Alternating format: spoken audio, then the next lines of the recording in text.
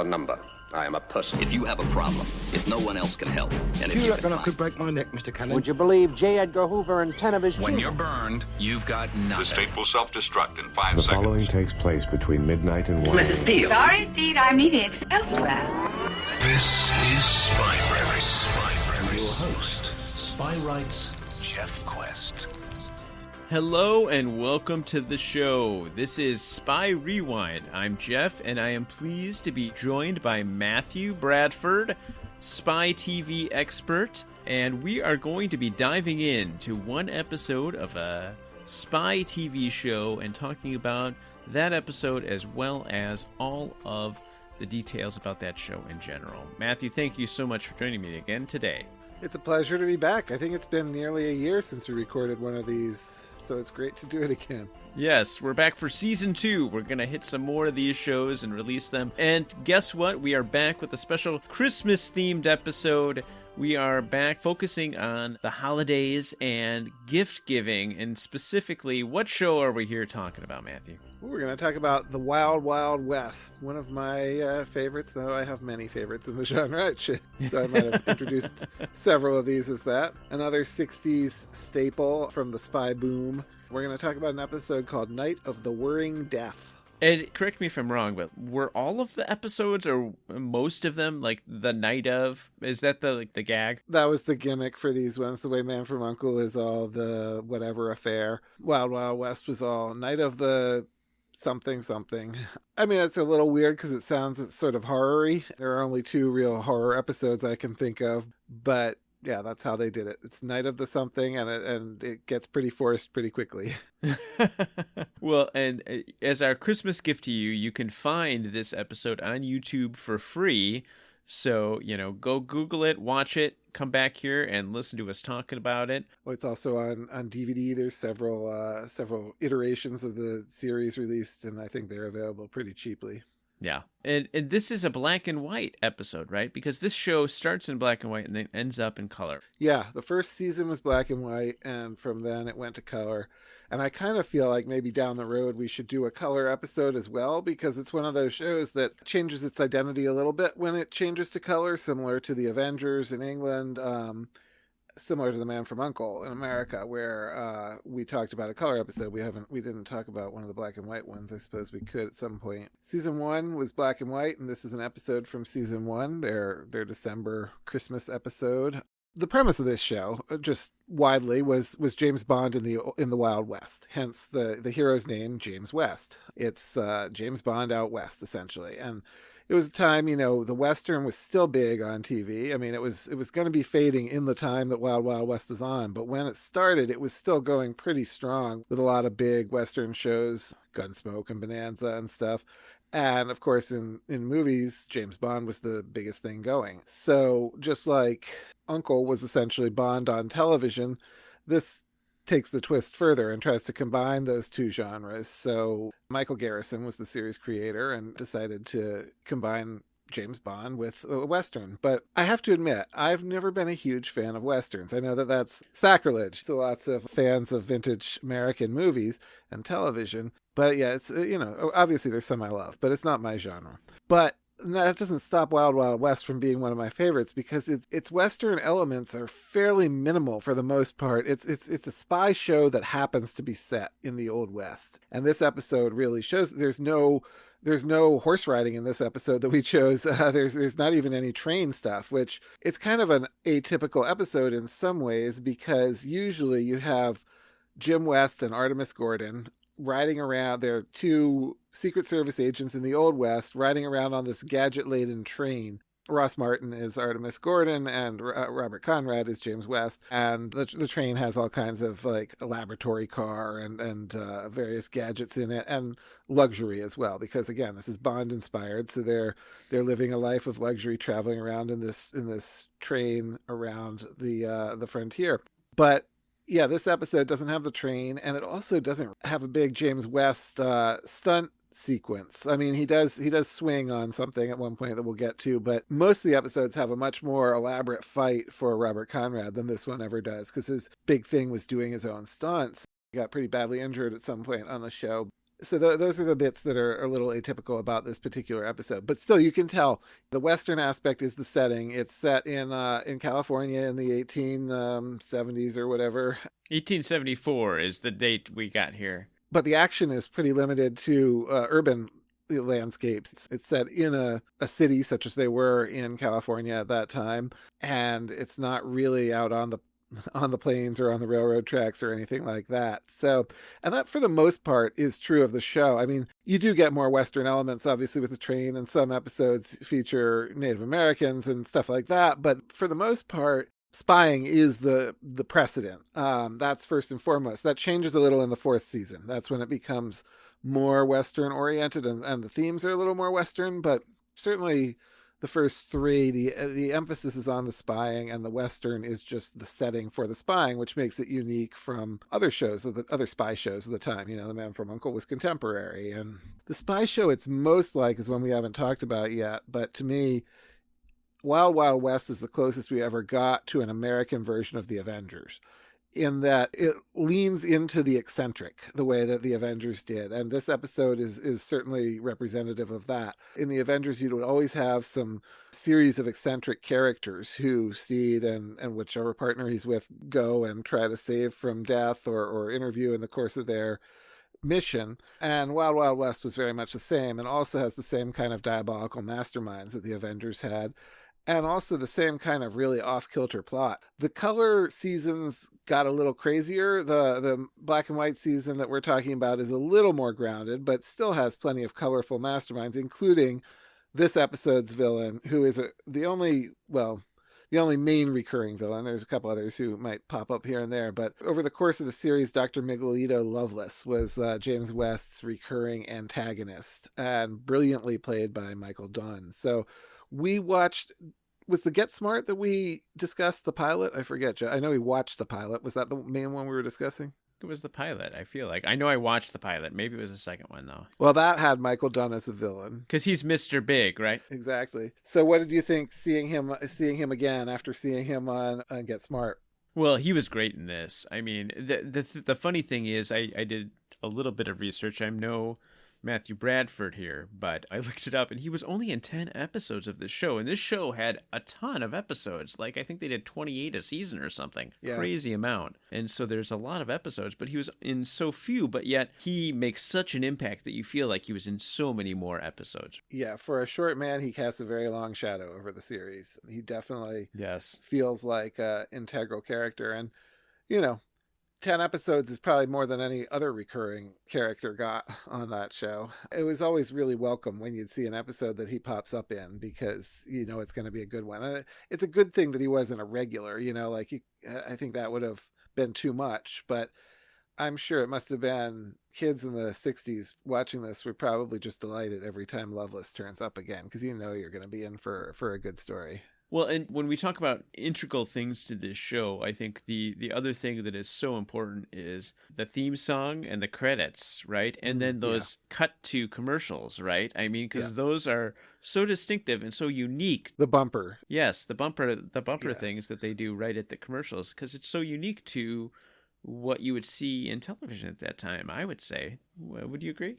Yeah, for sure. It's certainly unique to spy television. There may have been more title sequences like that in Westerns. I'm not sure. I'm not as versed in that. Like I said, that sequence just does a great job of combining those two genres, where you have like this animated vision of sort of Western tropes, like a cowboy walking out of a saloon and a pretty woman in a hoop dress or whatever, and the train, of course. And it's really stylized animation based on drawings.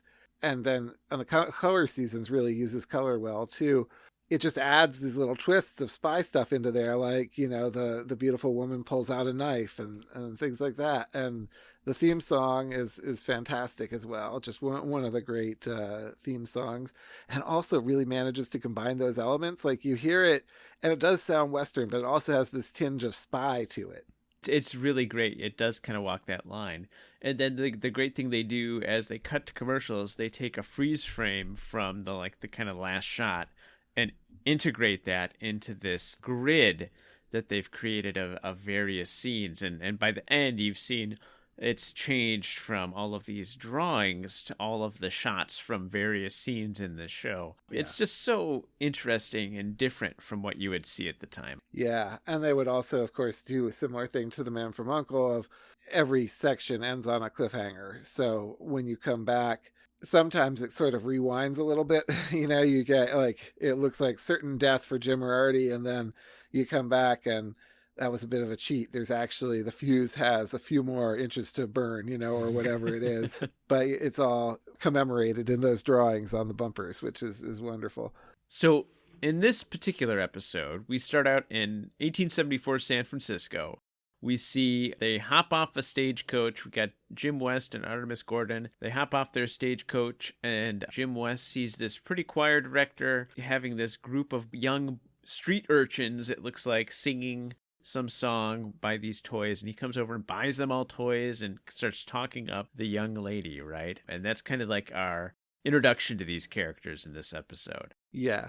What is that, like, pretty typical? I mean, is Jim West is basically the ladies' man, right?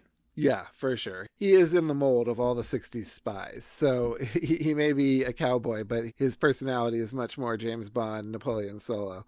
And he is a incurable flirt and will hit on every beautiful woman he comes across and waste no time about it, as you see in this episode, where even this is in the teaser before we've even had the title sequence. He's hitting on this beautiful young woman who's out, I guess, for the Salvation Army, it seems like, and conducting this choir of urchins. And it's a very Dickensian opening. It certainly calls to mind A Christmas Carol, as does a character we'll meet in a minute, but it feels like it could be Victorian London as much as Victorian San Francisco. And the song that they're singing is not a traditional Christmas carol, but much more of a Salvation Army kind of hymn, of like, was it something about saving souls, right? It was a very catchy chorus, but now I've forgotten it. Catchy and preachy. Yes, it had that kind of feel. And, the interesting thing about James West is, and this show in general, like, watching it, I felt it's completely separate, but shows of that era had such a distinct feel. Like, I felt like very Star Trek-ian about this show, too, with some of the action and the way that these characters interact. It's just, there was a 60s style that is so unique. Mm-hmm. And that really flies out in your face in this episode in particular, which I thought was fun and just, flashed me back to a lot of the stuff that I watched that's 60s era.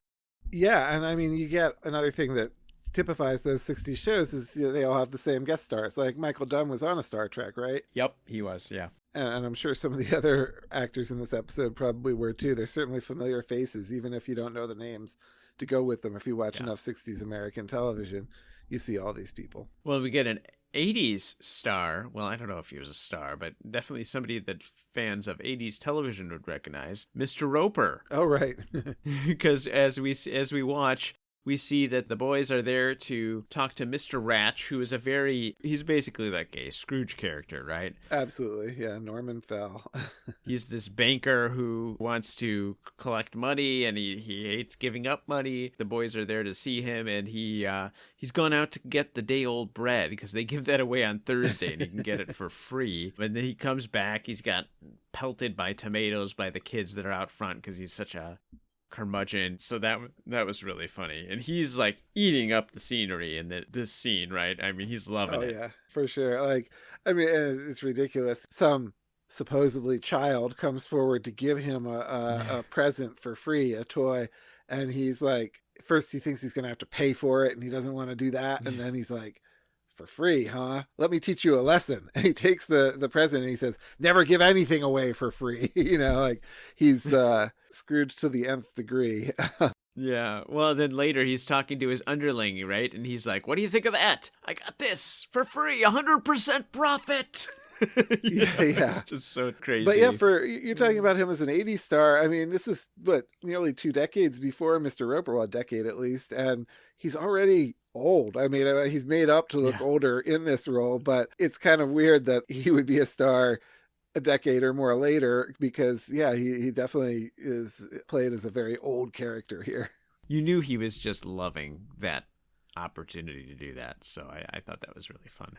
Yeah, he's one of these eccentrics that you encounter along the way in a Wild Wild West, like in Avengers, and his eccentricity is his stinginess, and we really get it as you've outlined. So West and Gordon are there to get money for the governor because apparently this guy has $5 million that he's going to give the governor of California for some reason. I don't know that they explain it this early. We know that he owes it. It's not something that he's willingly giving, right? Because he's got it all counted out and he doesn't want to part with it. I don't think it was like he paid for bonds or something. Yeah. Right. Yeah, he definitely doesn't want to give it up. The whole money aspect of this episode was a little hazy. I was a little shaky on exactly what the heck they were talking about and what was going on there. But yeah, me too. Because the thrust of it is they need money from 3 different groups, right? And so there's 3 different people they're trying to get this $5 million each from. Yeah, well, I mean, if you think too hard about it, it really blurs the lines. It has like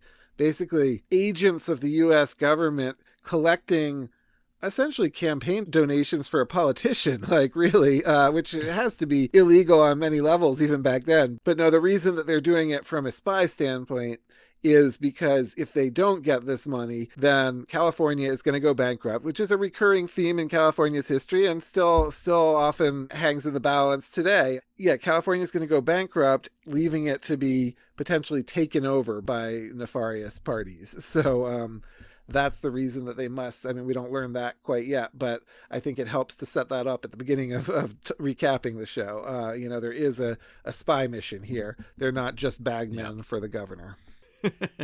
Yes.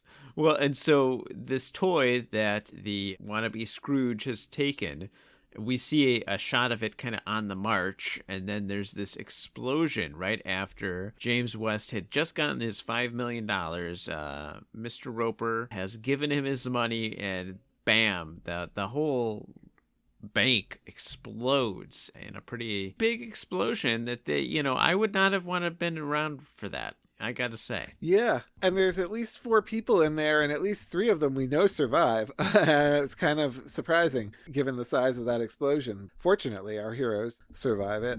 We get Artie. First he comes out, and a kid, because all the urchins have gathered around after the explosion, and, they want to see, and the beautiful woman who's escorting them is like trying to get them away from it. And one of the kids goes forward into the exploded store and comes back out, and Artie catches that, and it's the same kid who had given our Scrooge character the exploding toy, and Artie recognizes his walk and realizes that's no kid, that's his old nemesis, because at this point this is already probably maybe the 3rd appearance of Loveless, that 2nd or 3rd, but they've encountered him before. So Artie goes chasing after Dr. Loveless. Yes, and so he chases him down into this alley, and there's this nice reveal, because he sees this barrel kind of rocking a little bit. He's like, I won't hurt you, and then all of a sudden, when he moves the barrel out of the way, there's nothing there, but then this giant appears, and he's like, no, I hurt you, and you just see him from his legs, and it pans up. That was a great reveal. Yeah.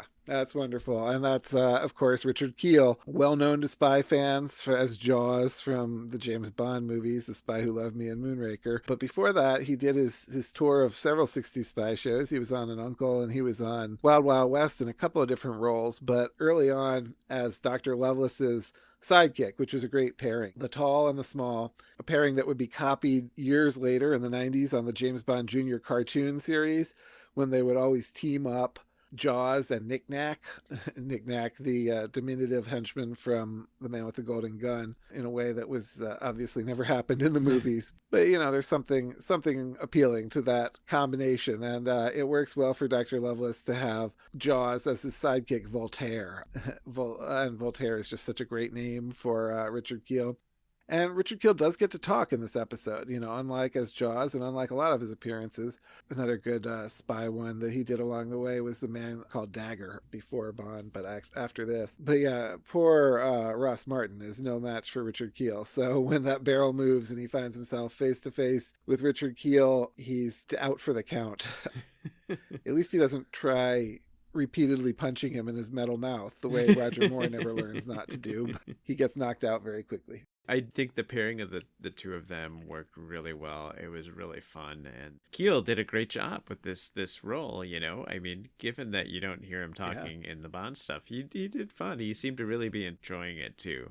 Yeah, Kiel actually wrote about working on Wild Wild West in his autobiography, making it big in the movies, and he says interestingly that in his first appearance as Voltaire, he didn't speak. And it was part of his conditions of coming back that they give him some talking to do. So that's why he talks in this episode. I think it was a good decision. He said he didn't want to get typecast as the hulking guy who doesn't talk. Ultimately, of course, he did kind of in the James Bond movies, but that was smart thinking on his part to insist on getting some speaking part in the next one. And I think he really adds to it with Voltaire talking here. So I'm glad he insisted on that. Good for him. Well, we cut to Jim West, and he is recovering from the explosion, and we see him looking up through the gauzy lens of an angel of charity. We find her name is Priscilla Ames. She's, brought him back to her place and is bringing him back to life after he was knocked unconscious from this explosion.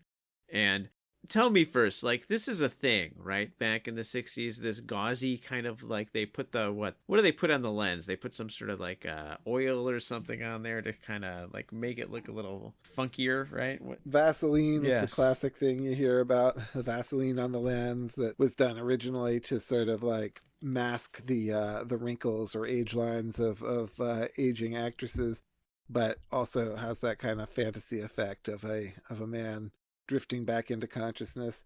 And yeah, I mean, the classic 60s example is Sean Connery waking up to Honor Black Men, and she says, "My name is Pussy Galore," and he goes, "I must be dreaming." But yeah, it certainly happens a lot in 60s spy things. But this is the same woman who was conducting the urchins, right? Yes, correct. So she's the charity, I had wrote down charity lady before we get her name, which is Priscilla. And I gotta say, charity lady Priscilla is a little weird, right? I mean, She goes on this long tangent about how, because of course Jim West immediately makes out with her. Yep. Because he's like, "Have you never been kissed before?" And she's like, "I've been kissed before, yes. My mother and grandfather. But this is different." Yeah, it's just kind of weird. It's kind of a weird sequence, I gotta say. It sure is. Probably weirder now than it was then, but certainly weird because of the fact that she is infantilized here. I mean, we get the idea that she's never left home. She's had this very cloistered upbringing. It's the idea then that she wants him to teach her why it's different. He's like, "Surely someone taught you that," and that's where it becomes weird and a little icky. This was a rewatch for me, but I probably first watched this season, it was whenever the DVDs first came out, which was my introduction. Well, no, I'd actually seen the show because it used to air on TBS, I think, after reruns of The Adventures of Briscoe County Jr., which was a great 90s show, largely inspired by the Wild Wild West, that did the same kind of act break things. So that was my introduction to the show. But I never saw any of the first season episodes because I don't think they aired the black and white ones on there, but until they came out on DVD in the early 2000s. And that's probably the last time I'd seen this particular episode. And I don't remember how I felt about it then, but now it certainly struck me as a little off-putting, the way that she's, acting so childlike and he's still moving forward with his seduction. However, as the episode goes on, we realize that that's a theme of this episode. Infantilized caricatures, not just of her, but pretty much all the adult characters. And this goes with the Christmas time setting and the toy theme, where we have these eccentrics. After Scrooge, the next one we're going to meet is a railroad enthusiast who has electric trains that he runs around his, again, a really rich guy. He's got these elaborate electric train setups in his house, and he wears a conductor's hat. Again, a character who could be right out of the Avengers, only he's very American as opposed to, the British equivalent that you could easily imagine. And yeah, he's got this toy obsession. And even Michael Dunn, to some degree, I mean, he's sort of cashing in on the kind of infantilized adults in this episode, in that he acts that part, but he never actually is, which is an interesting irony because he's the one who actually has the stature of a child, but he is capitalizing on it just the way that he does at the beginning, pretending to be a child when he delivers the toy. He uses that sort of like fake childlike quality to sort of keep her in his thrall and quote unquote teach her, but he's really using her as he's using everybody, and as he's trying to kill people, and as he's using the toys to be deadly, you know. So she's really into the toys that he makes in this episode. Loveless, who's always an inventor, but in this one he's using his inventing talents for creating these toys. You know, Priscilla does think that it's odd that they all explode. She doesn't seem to like that aspect of his toys, but he convinces her that everyone who loves toys like these wants that. So, yeah, then I think ultimately West's ickiness of that encounter with her, of trying to seduce a childlike woman, is mitigated by the fact that everyone in the episode is exhibiting childlike qualities, whether they themselves behave that way or are taking advantage of people who do. But it's certainly a theme throughout the episode. And I highlight this just because it certainly was an issue in the 60s television of infantilizing women. Happened again and again, and it does pop up in a lot of spy shows, more in comedies of the era, I think. But this episode, ultimately, I'd say, isn't as guilty of it as I thought at first, seeing that scene, because it is a theme of the episode, and it goes with the other characters too. So it is at least an equal opportunity infantilization going on here, and not just portraying the female character that way. I think you're right. I mean, especially the Crane, who's the train fancier, and the one that they're trying to get the $5 million from. He seems very childlike. And, you know, with Priscilla, it was almost like it more so that the actress was just a little too old for the part, maybe. It felt like it was supposed to be, like she's supposed to be actually younger than the actress that they cast. I don't know if that's the case, but it just felt like a little bit of a disconnect there for me on that one. Yeah, understandable. But as West and Priscilla are hanging out, who should show up but the Maytag repairman? He arrives there. By that, I mean the governor of the state of California, who is played by the guy who everybody would later recognize as the Maytag repairman in all of those commercials. I didn't realize that. Yes, he kind of explains the story, which is a little shaky. Somehow the California treasury is empty, and they need $15 million, and there are these three people, one of whom they were trying to get that $5 million from, who exploded.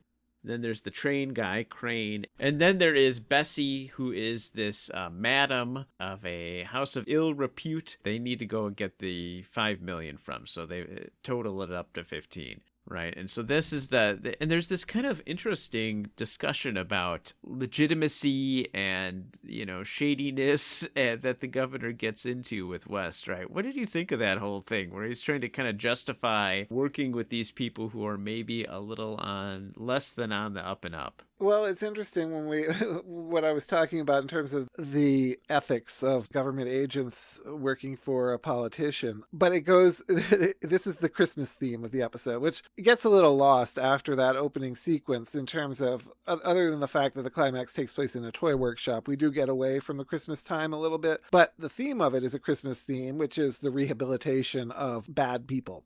This idea, it's all Christmas Carol stuff. And that's sort of what the governor seems to be saying here, that he'll work with people who were bad if they're going to change their ways. And it gives them the chance to go on the straight and narrow by donating money. Well, it's not donated. They're buying bonds, you know, but they're helping the state. They're helping the government. And that gives all of these, in some way or another, wayward characters a chance to kind of make good. And that worked for me. You know, it was in keeping with the season spirit, I thought. Well, one of my favorite scenes comes next, where we have this act break. We find Priscilla. She's like, you know, making her dolls kiss because she's just had this kiss and she's like exploring this or whatever. And we see Voltaire sticks this little toy soldier that kind of rolls in there into her room. And we think, oh, wait, is he trying to kill her? No, they actually know each other, and they're friends, and apparently Loveless had been the guy that made a lot of the toys that her grandfather, because she lives above this toy factory that her grandfather ran, and Loveless made a lot of those. And we see Loveless downstairs. He's sitting on this merry-go-round, spinning around singing. It's just really an interesting scene. He's singing. He's got a great singing voice, by the way, the actor. Yeah, Michael Dunn. He's really a good singer. In real life, he was well known as a singer. He got his start as like kind of a vaudevillian singer duo. I just love his like kind of sporadic losing his mind. He kind of like goes back and forth. He's really good at this, being kind and gentle to Priscilla, to just losing his shit and going crazy. And it was really a great little bit of acting, I thought, on his part. Yeah, I agree. That scene is probably the highlight for me. And I think it was in Dunn's contract that he get a musical number in his episodes at first, because that was his cabaret partner who plays, is it Antoinette? I'm not sure her name, but no, I know that was definitely his like partner in real life as far as for his act, shows and stuff. Yeah, and yeah, they really are great together. Especially, he does have a wonderful voice, and this song that they're singing is sort of, it's not a Christmas carol like you would expect, but again, it's sort of like just a really kind of lovely folk song. But it's about love, which is kind of a weird thing. Again, playing up that kind of odd relationship that Priscilla has to adult men in the show, because now he's, I guess, sort of her guardian, it seems.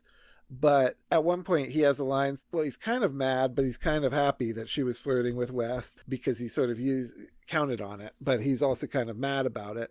And he says, like, when she asks him why it was different with West kissing her than her grandpa kissing her or her mom kissing her, he's like, well, I was going to tell you about that one day. And it sort of reminded me of Mr. Big and Live and Let Die, talking about solitaire, of like, one day I would have, taught you those lessons. So that gives you, there may be a sort of creepier motivation to his guardianship of her than we get. But it's only hinted at in these moments when he breaks cover, like you're talking about. So he's on the merry-go-round. It's such a weird thing, but since it's this room full of toys, there's this merry-go-round in there, and he and Antoinette, if that is her name, are riding around on it and singing, and Richard Kiel is watching in the background and really into it. And then just sometimes he'll lose it, and get mad about something that Priscilla asks or says. That's when you get these glimpses of the real Loveless, but she doesn't pick up on that. Well, that's the one scene I think that gets at a lot of the surrealness that some of the later episodes that I remember watching as a kid get to, right? I mean, because this show in general had some really weird stuff going on, right? And I mean, I think that all plays to that kind of Avengers style that you talk about, right? And remind me, was this airing at the same time as the Avengers was, or where would this be time frame? Were they taking cues from each other, or were they? The Avengers came first, and they had done their black and white seasons were at the beginning of the 60s, and this comes along in the mid 60s. But the Avengers was really just airing in America at the same time as Wild Wild West, and the color Emma Peel episodes were a contemporary to Wild Wild West. So yes, I think they are taking cues from each other. I think definitely Wild Wild West seems inspired by the Avengers to some degree. And this episode actually reminds me a lot of the Avengers black and white Christmas episode, Too Many Christmas Trees, which has a lot of similar kind of creepy Santa surreal imagery in it. But I think where the shows really became even more kind of codependent was in the color episodes, where in the later 60s, they're both getting into these sort of psychedelic realms, and they both go really over the top, far away from their kind of grounded monochrome roots, where the Avengers gets into, an episode where they get shrunk down to a very small size. Wild Wild West has a shrink ray as well. But the most bizarre of all was this episode with Dr. Loveless, a color episode where he's somehow made it so that you can enter paintings. And West and Gordon are going in and out of these paintings, and you could only have that in color, and it really works on a psychedelic level, and it's bizarre. So to me, that's the most bizarre levels. And then the show does kind of rein it back in from that in that fourth season, when there was a couple of reasons for that behind the scenes, but partly that it had been accused of being a really violent show, which ultimately led to its cancellation, even though its popularity hadn't dwindled. But I don't know why tamping down on the surrealism was a way to get around that, but to say it was part of their kind of fix for those accusations. The creator, Michael Garrison, had passed away by that point, and I think network executives were more comfortable with something they could quantify as a particular genre, and that's why it went a little more Western.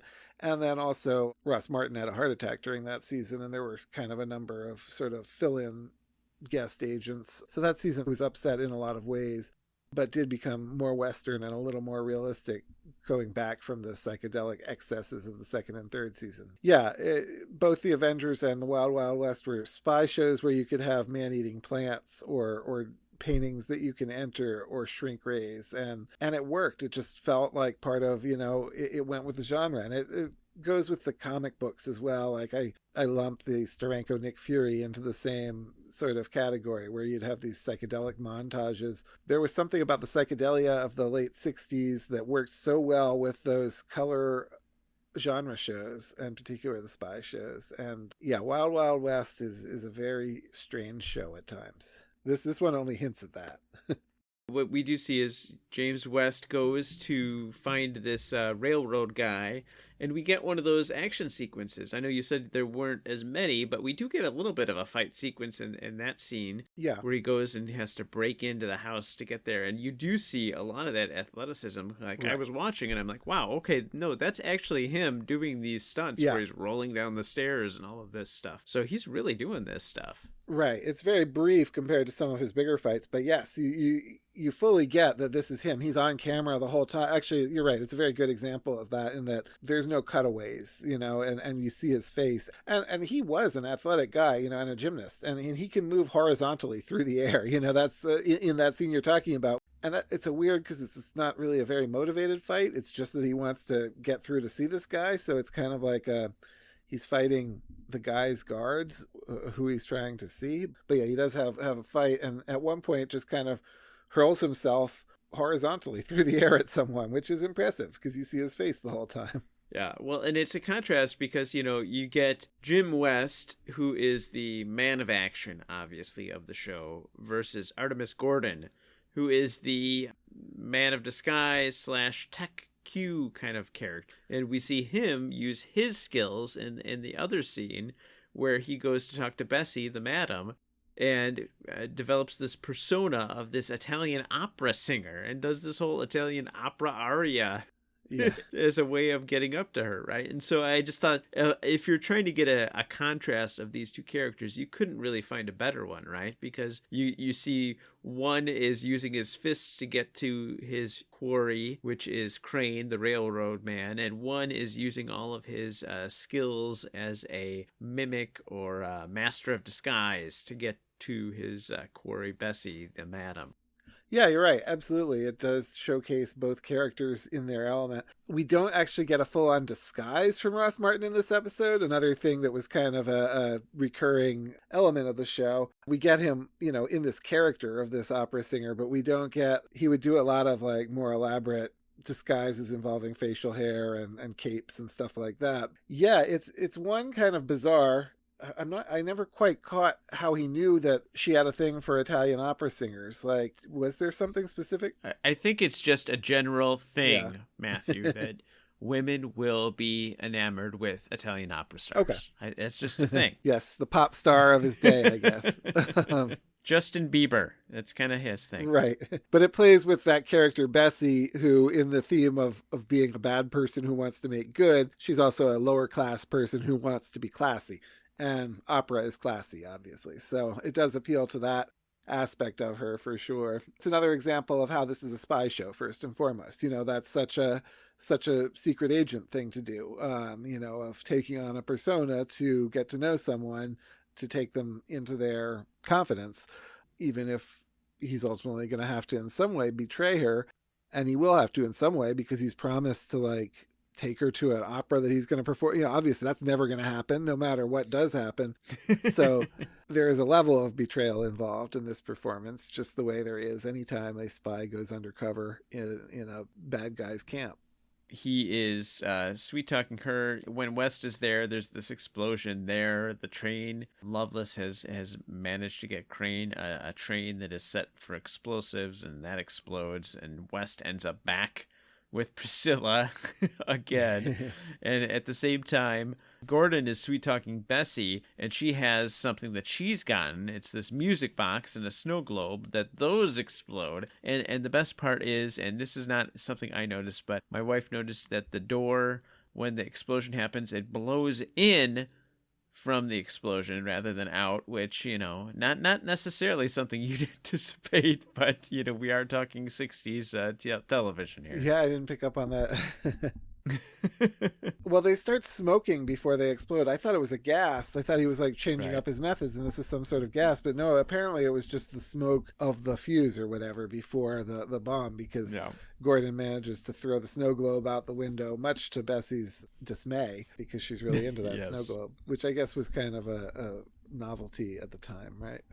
So the issue is Gordon comes awake with Priscilla and he realizes, okay, once is happenstance, twice is coincidence, but, now I know something else is going on here, and ends up falling down a trap door, right? Because I think there's like Loveless's voice comes through and starts talking to him, and he realizes, okay, I'm in the hands of the enemy, and he falls down this trap door and goes down this slide and ends up in the toy basement, basically, which is they've got all these wacky toys. It's playing to that kind of surrealism, really, that we see more so in some other episodes, but you get that here, right? I mean, this wacky toy stuff, this like a toy factory. Yeah, it reminds me of later on in a color episode, I think actually in season 4, even though that one wasn't so out there for the most part, one of the more out there ones has Loveless putting West on trial, and it's a puppet court.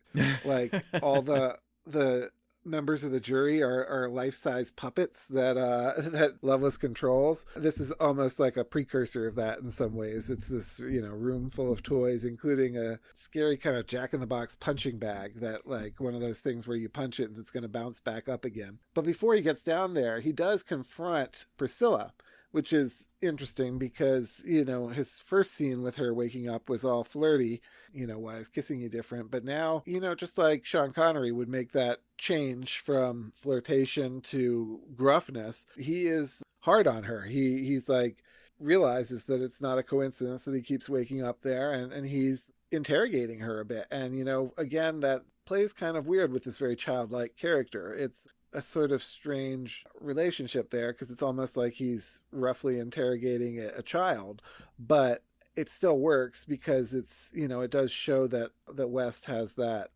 side to him. He's not all flirting. He's also a ruthless secret agent to some degree.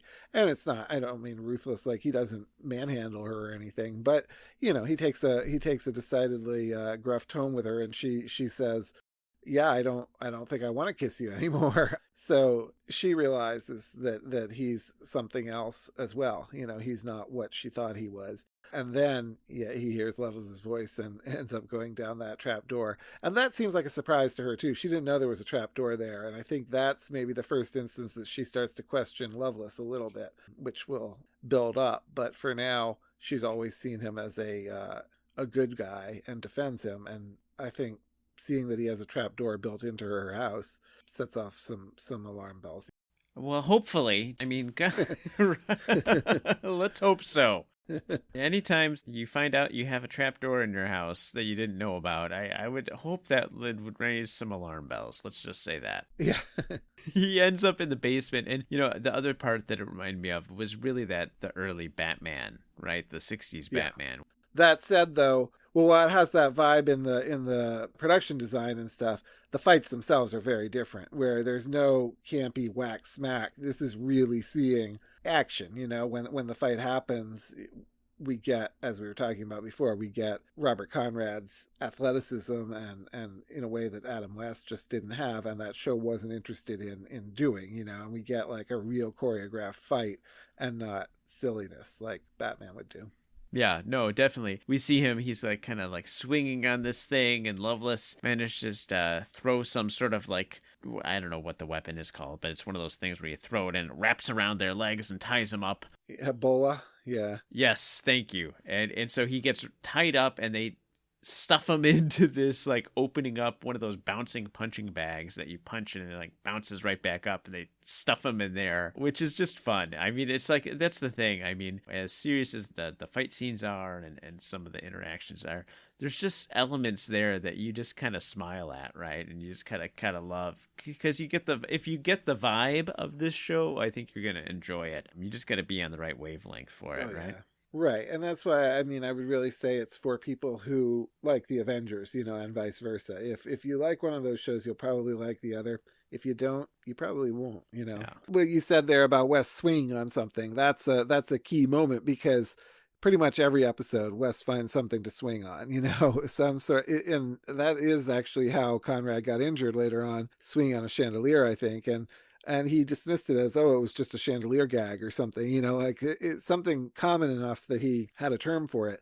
But yeah, there would always be something for Wes to swing on at some point in an episode. And I'm glad we at least get that much in this episode. And yeah, we do get a fight. It's smaller than some of the ones that we get in other Wild Wild West episodes. Once he's encased in the Jack-in-the-Box, Loveless says that his plan is that he's going to be punched. Like he'll have someone training, on that, and Voltaire kind of wants to do it himself and does get one punch in, which is a great little Kiel moment. But we never get that, and that's a little disappointing to me. I thought that we would then have the whole climax ends up taking place right there in this toy basement, and we never get the setup where James West is supposed to be victim to someone who thinks they're using a punching bag, a bouncing punch thing. And that was a little bit of a lack of a payoff, I thought. Yeah, just the whole idea of him locking it. And Loveless plays it up so well. I mean, he's just so excited to lock him in there. It was just so hilarious to watch that happen. Like, he's just like eating it up. And in Loveless, I mean, the actor that is playing him is just so good. Like, he knows when to like put the pedal to the metal, really go wild, and then when to pull things back. And just, he's got a really good sense of that, of how to play these scripts, which I gotta imagine reading these scripts, it's really hard to know the tone. And he's just really good at that and reading that, right? Oh, he's great. Michael Dunn, I think, is one of the unsung genius comedians of the 60s, and it's so sad that his career was relatively short, because he died at, I think, 38. He wasn't even 40, and of complications from his condition, I think. But he's a comic genius. Like, his deliveries, like you say, they're sly and they're appropriate. He just always knows the right way to go with any of this material and plays it so well. Like, oh man, I would have loved to see him as the lead in like a different genre, like a romantic comedy or something. Just, I think he could have done anything, and he makes a great villain, but I bet he had a lot more to give as an actor, and it's a shame that we never really got. I mean, he did do a number of movies, but they were often like in sort of stock horror dwarf roles, and just he didn't get to do as much as I'm sure he was capable of, which is too bad. But he's wonderful with the material he has on Wild Wild West, which, don't get me wrong, that's good material for him. Like it is, but it's a villain. I'm just saying he probably could do more than that, but he is a great villain, and a great specific kind of villain, one who is in on the joke throughout. Like he does have those fits of madness that you see come through, but like you say, he's just delighted about his scheme, locking West up inside this punching bag Joker thing. That's just what makes such a good 60s spy villain. The same as he made a great villain on Get Smart. Yeah, he's great. Definitely the highlight of the show of this episode. And so, getting back to our plot, though, we've got Gordon. He's talked Bessie into helping, break into this toy place. They crawl into the basement. They get in there.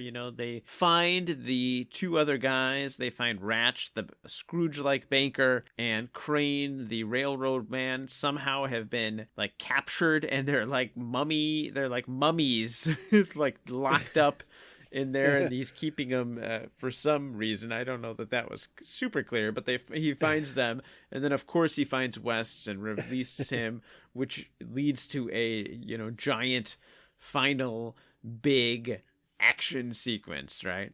Yeah. Well, Loveless does make it clear why he's keeping them. It just doesn't make a lot of sense. But he's keeping them. He gets very upset when Priscilla accuses him of killing two people, well, no, I guess it's West who first says that to her to try to turn her against him. He killed two people today. And she's like, you did? And he's like, no, I didn't kill them. And that's one of his moments where he breaks his facade. He's like, I didn't kill them. I've kept them alive. And the reason he's keeping them alive is so that they will vote for him when he runs for governor of California, because that's his whole scheme here. He wants to bankrupt California so that he can take it over. But I guess still plans to have like a free election to do so. So then why did he need to do the whole bankruptcy thing? But yeah, I guess he'll be elected, and he'll only let them go if they agree to vote for him, which it just seems like extraordinary lengths to go to in an era when we talk about voter fraud a lot.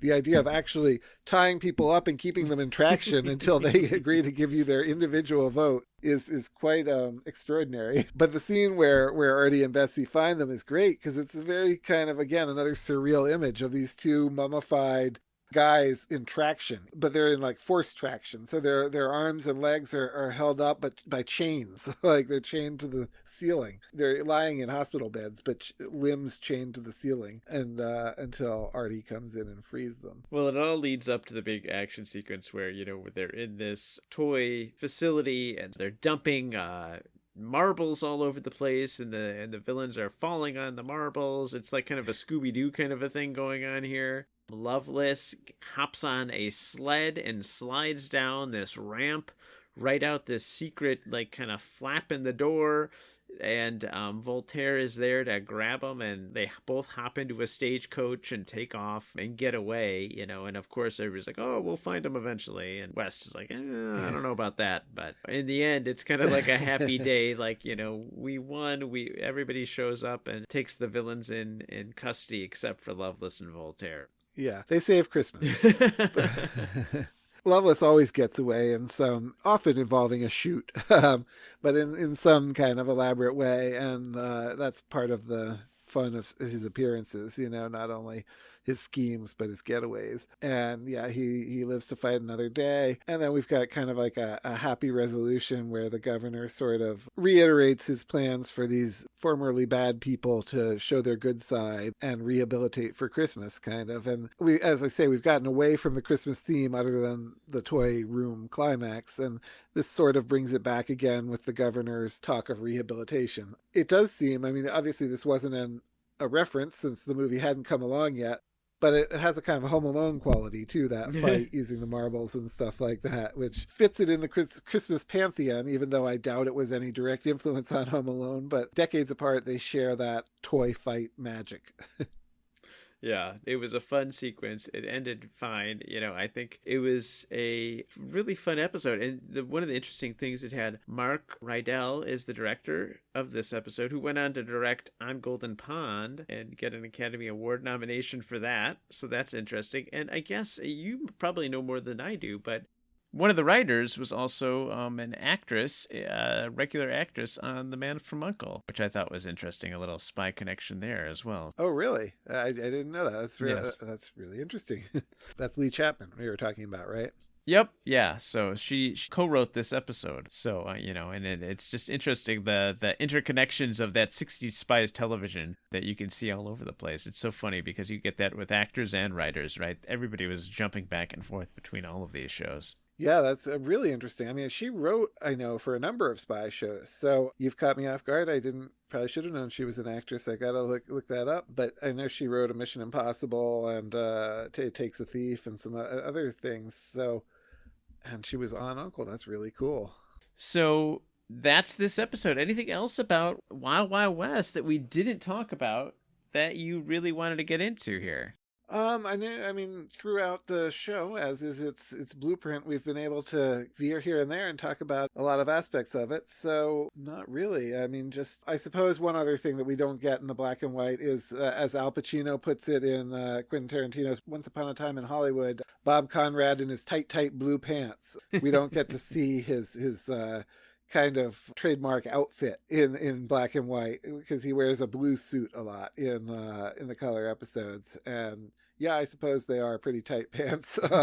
It shows off his fighting prowess and his sex appeal. He made a great spy leading man, and I'm sure we'll at some point talk about his other main spy series. We had a few others. He would be a man called Sloan for one season in the 70s. And it just didn't quite recapture the Jim West magic, but he's always a watchable actor, whatever he's in. He has a few Mission Impossible guest star roles too, the most famous being in Killer, where he's a hitman who always makes random decisions, so it's very hard to thwart him. He's an actor who I always enjoy as a guest star or a leading man. And Wild Wild West was his high point, I think. I mean, don't get me wrong, he had a very successful career after it. He had a number of shows where he was a lead in, you know, some worked, some didn't. But Wild Wild West is his iconic role to me. And it's really the perfect role for him. As a James Bond type spy in the Old West, he's perfect for that. And he can seduce the ladies, you know, usually on more equal footing than this episode gives with the Priscilla character. And he can punch the bad guys, and you believe him doing both, and he can pull off that blue suit. So few people can do that. And one other trademark we don't get in this is his derringer in his sleeve, which he tends to have with that blue suit a lot. We don't really have any gadgets on the good guy side here. You know, there's the toy gadgets, which could come right out of an Avengers episode, and actually do come out of a Saint episode later on. But yeah, Artie makes a lot of gadgets for the heroes throughout the series too, and they're kind of steampunky in retrospect. I don't think they had that term back then, but they're sort of like Jules Verne take on Q gadgets, and it's always fun to see the gadgets that he comes up with, as well as Loveless's various inventions. Yeah, well, I mean, I remember watching this as a kid. My mom would have it on TV, you know, when we had the 3 channels that we could watch or whatever, 4 channels, and so this would be on. I remember watching this and enjoying it and being kind of bewildered by it a little bit as a little kid. But it was thoroughly enjoyable to watch this episode. I highly recommend folks check it out and watch more of this series. I know I'm going to want to be doing that as well, because it's a fun show to watch, and I love the stylistic stuff that they do in this as well. Great. So this was your first time seeing it since you were a kid? Probably since I was a kid, yeah. Do you remember if they played the black and white episodes in those reruns, or was it just the color ones? Definitely remember seeing black and white and color episodes for sure. Well, if you want to go down that road and see some others, one that I highly recommend is Night of the Kraken, one of the color ones that has Ted Knight as a supervillain, a kind of proto-Stromberg underwater obsessed supervillain. I mean, there's so many good episodes, but if we do a color one, that's probably the one I'll suggest. Well, this is a Christmas episode, Matthew. What's your Christmas recommendation this year? What do you suggest for folks for Christmas? What's your Christmas show to watch typically? Oh, for watching. Oh, I mean, I like that Avengers episode I mentioned, Too Many Christmas Trees. I often watch that at Christmas time. I often watch On Her Majesty's Secret Service, the Bond movie set at Christmas. It always drives me nuts each year that there is no Mission Impossible Christmas episode. I can't believe they went 7 seasons and never did a Christmas episode. But yeah, there's plenty. There's a Man from U.N.C.L.E. episode. I guess technically it's at Thanksgiving because it has the parade going on with Santa at the end and essentially the Macy's parade. I watch that sometimes, although I'm more fond of watching the Man from U.N.C.L.E. New Year's episode that we talked about last year, the Adriatic Express affair. How about you? Do you have any spy Christmas traditions? Well, you know, I really like David Morrell's The Spy Who Came for Christmas, which is kind of fun. And it's got this neat little retelling of the Christmas story, but from a spy angle with the 3 wise men as spies, which I thought was really kind of fun. And so it's a fun little book. I'm right now reading The Christmas Kill, a Nick Carter book that I have never read before. So yeah, I don't know that I'd necessarily recommend it, but it is Christmassy. So there you go. Oh, is it? Yeah, that's a good recommendation, even if it's not a recommendation. I didn't know about it. It's one of the 60s ones, or what era of Nick Carter is it? This is later era, so I think it's like 90s kind of Nick Carter. It has a very Hardy Boys case file kind of feel to it. So that's my Christmas. But yeah, definitely The Spy Who Came from Christmas, I think, is a very fun spy Christmas book to pick up. And then, of course, what could be a new Christmas tradition book-wise is Mick Herron's Slough House spy short novella, Standing by the Wall, which you can hear us talk about on your other podcast. Yes, we did talk about that on Barbican Station, so feel free to listen in. Although I would say if you're going to pick a Mick Herron story to read for Christmas, pick up The Usual Santas, which is bound to be a classic. And you can actually hear it. I'll put the link in the show notes. You can hear LeVar Burton read it for his podcast. Really? Yes, he read that story for his podcast. It's well worth listening to and reading. Oh, wow. So I'll have a link in the show notes so folks can find it. That's a fantastic story. Yes. Not spy, but just a great Christmas story by a spy writer. All right. Well, with that, I think we're going to wish you all a Merry Christmas, Happy Holidays, and wish you all more spy watching, spy reading in the future. Well, Merry Christmas, Jeff. Merry Christmas, Matthew. It's been great, and this is going to be the kickoff to hopefully what we see as kind of season 2 of Spy Rewind. So we'll be back with more spy TV talk in 2023, and I'm really looking forward to it. That's my Christmas wish for this next year. Mine too. All right, everybody. Until next time, thanks for listening. Thanks for listening to the Spybrary podcast. You don't have to wait for the next episode. Join the conversation happening now at facebook.com/Spybrary and on Twitter @Spybrary.